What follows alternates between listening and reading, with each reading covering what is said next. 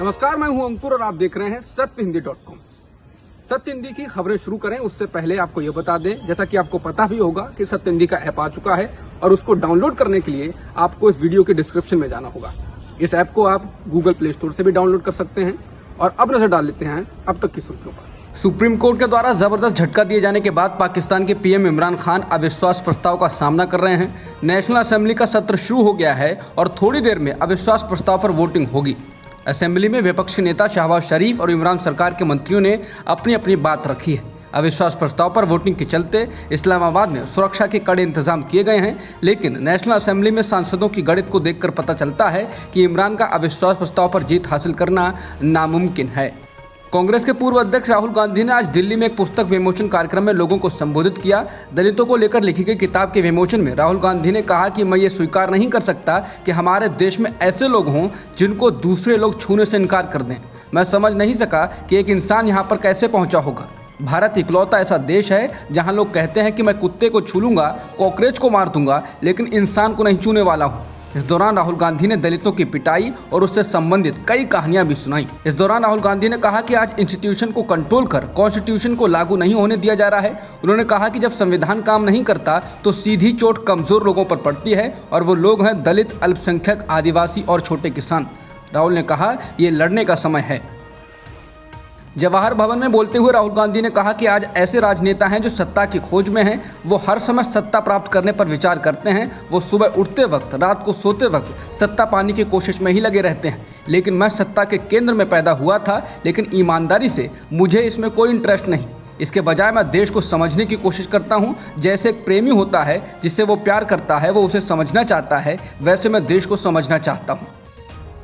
जवाहर भवन में बोलते हुए राहुल गांधी ने मायावती को भी निशाने पर लिया। राहुल गांधी ने कहा कि आपने देखा मायावती ने चुनाव नहीं लड़ा। हमने मायावती को कहा गठबंधन करिए, सीएम बनिए, लेकिन उन्होंने बात तक नहीं की। जिन कांशीराम जी ने खून पसीना देकर दलित आवाज को जगाया, आज मायावती कहती हैं कि वो उस आवाज के लिए लड़ेंगी नहीं। राहुल गांधी ने कहा कि मायावती ने खुला रास्ता दे दिया क्योंकि उनको सीबीआई, ईडी और पेगासस का डर है। राहुल ने कहा कि लड़ाई सिर्फ जनता कर सकती है। जब तक हिंदुस्तान की जनता के अंदर की आवाज़ नहीं निकलेगी, तब तक इंस्टीट्यूशन को कंट्रोल करके ये कॉन्स्टिट्यूशन को लागू नहीं होने देंगे। ये सच्चाई है, कुछ को अच्छी लगेगी, कुछ को नहीं। आंध्र प्रदेश के अनाकापल्ली जिले में आदिवासी महिला किसानों ने गुरुवार को खनन कंपनियों के द्वारा काजू बागानों को नष्ट किए जाने के खिलाफ गले में फांसी का फंदा डालकर प्रदर्शन किया। आदिवासियों का कहना है कि माइनिंग कंपनी के लोग राजस्व अधिकारियों की मदद से उनके काजू के बागानों को नष्ट कर रहे हैं। उनका कहना है कि वो इस मुद्दे को पिछले कई सालों से उठा रहे हैं। उनका कहना है कि अगर उनके काजू के बागानों को नष्ट किया गया तो जीवन समाप्त करने के अलावा कोई विकल्प नहीं होगा।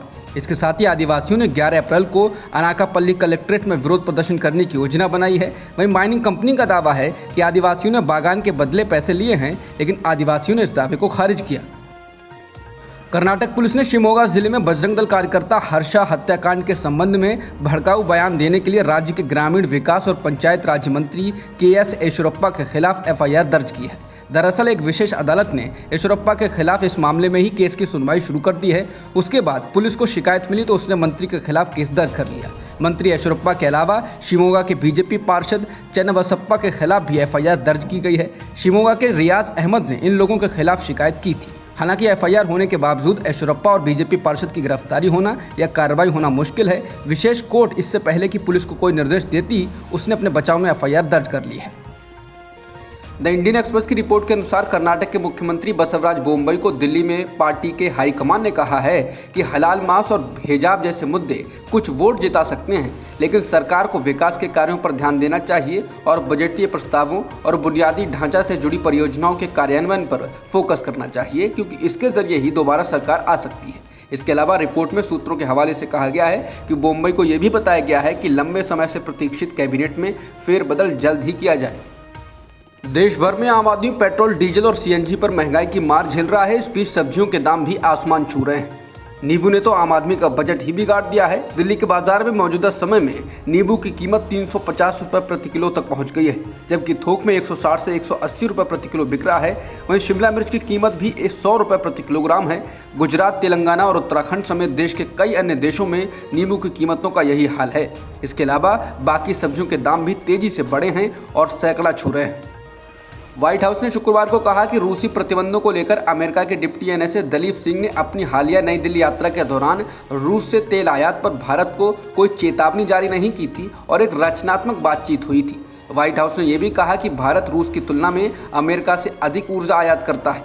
व्हाइट हाउस की प्रेस सचिव जेन साकी ने एक सवाल के जवाब में कहा कि दलीप सिंह ने जाकर एक रचनात्मक बातचीत की और स्पष्ट किया कि भारत समेत हर देश को यह निर्धारित करना है कि क्या वो रूसी तेल आयात करने जा रहे हैं। साकी ने कहा कि भारत रूस से अपने आयात का केवल 1 से 2% ही आयात करता है, जबकि लगभग 10% आयात तो वो अमेरिका से करता है। उन्होंने कहा लेकिन हमें उन्हें विविधता लाने और 1 से 2% से भी कम करने की दिशा में आगे बढ़ने में मदद करनी होगी। हॉलीवुड अभिनेता विल स्मिथ पर 10 साल तक ऑस्कर समारोह में शामिल होने पर बैन लगा दिया गया है। बता दें, हाल ही में ऑस्कर समारोह में विल स्मिथ ने कॉमेडियन क्रिस रॉक को थप्पड़ मार दिया था, जिसके बाद उनके खिलाफ ये कार्रवाई की गई है। इसके अलावा स्मिथ पर academy of motion pictures arts and sciences के किसी भी कार्यक्रम में अगले 1 दशक तक शामिल होने पर बैन रहेगा। अब तक की खबरों में इतना ही। बाकी खबरों के लिए बने रहिए सत्यहिंदी.com के साथ।